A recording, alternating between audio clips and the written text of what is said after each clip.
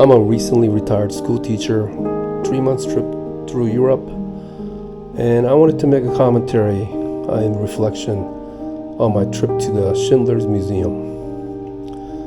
So the Schindler's Museum is actually inside the factory, the Schindler's factory. So that's the factory that you're seeing there. And as you go through the museum, you see the lives of the Polish and Jewish people before and during the Nazi occupation. So that little tank is the Polish tank that was fighting against the German tanks. And Polish people didn't have a chance because they were attacked on both sides, from the west by Germany and from the east by Russia. And Germany and Russia made a pact to carve out Poland in half, and that's exactly what they did. And under the Nazi occupation, it was horrible for all people except for the Nazis.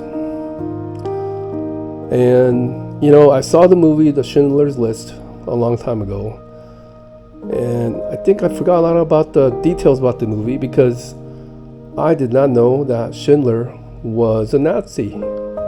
Yes, he was a Nazi. He even spied for the Nazis.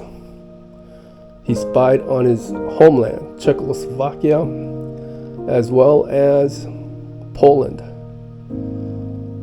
He was even captured by the Czech government. He was about to be executed, and guess who saved him? Hitler and the Nazis, because they annexed Czechoslovakia, and that ended his death sentence. He was saved. And he was given the factory, enamel factory. It was confiscated by the Nazis. They took it away from a Jewish factory owner. Probably that Jewish factory owner was killed during the war. There you saw Himmler in that picture. So, Schindler was not an angel. He was a complicated man. He was a businessman. He was conniving. But you might be wondering, why are we honoring this man now? Well, it's because he thought for himself. He did not follow the crowd. And when he saw the evils of the Nazi party, he made decisions on his own to save the Jewish people. So he started hiring Jewish workers one by one.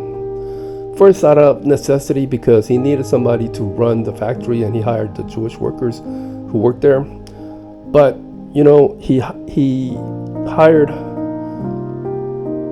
I think, 1,000 Jewish workers in the end. So he had a purpose. He saw the evils and he was trying to save them. And even when the Nazi party took away the rights for the Jewish workers to get paid, he paid them. He gave them money out of his own pocket. He bought food, clothing, necessities, so that they could continue their lives. He ended up saving over 1,000 Jewish workers. And that's the famous Schindler's List. When the order to exterminate all his workers came, he told the Nazi party that, no, you can't exterminate them because they're vital to the war effort. And he made a list. And he tried to save as many of his Jewish workers as possible. And there was a mix-up.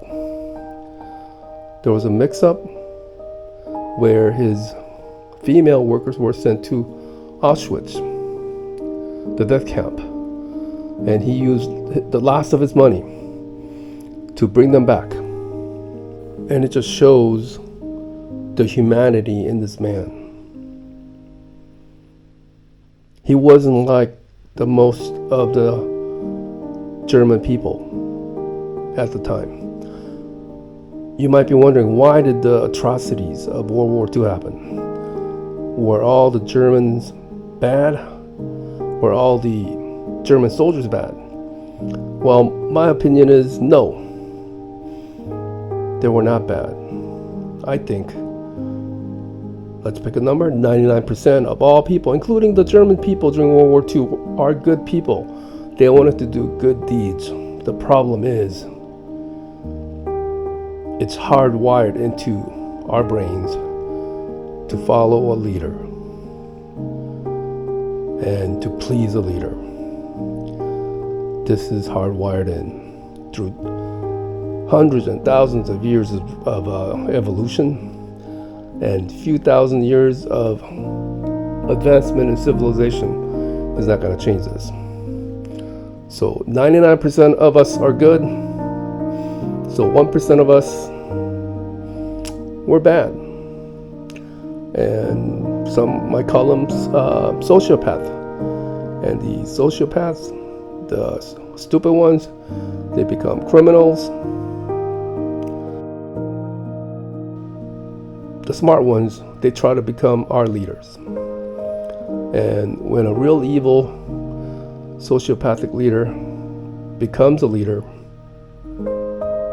well, a lot of the citizens of that country, they just blindly follow that person. And we have museums like this so that something like this doesn't happen again. But it keeps happening. It keeps happening. And it's happening now. Now, the story doesn't have a happy ending for Oskar Schindler. At the end of the war, he was broke and he tried to immigrate to the United States. He was denied ability to immigrate because of his affiliation with the Nazi Party. He immigrated to Argentina. He didn't find success there. He remained broke. He got help from the Jews that he saved. They helped him every year, but it wasn't enough. He died broke. It's a wonderful museum. I wish everybody could see this so that we prevent something like this from happening. We have to remember what has happened so that it won't happen again. There you see Oskar Schindler right there.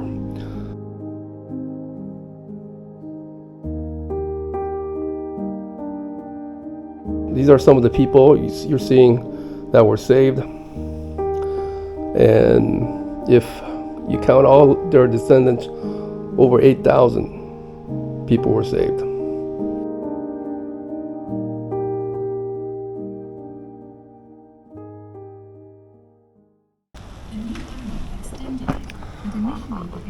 That was a really moving experience. Really well done museum.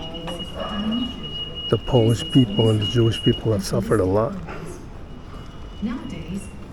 Shows all the horrors of World War II.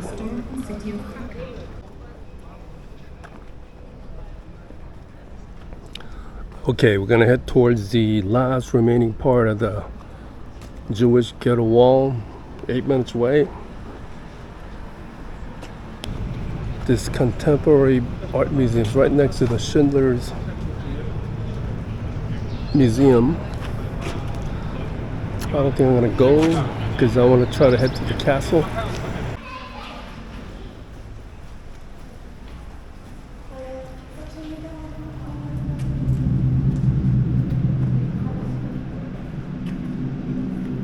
Okay, these are the last remaining walls from the Jewish ghetto.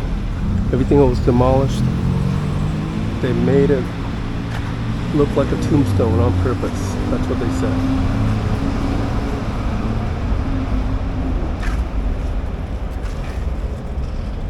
Built between 1941 and 43.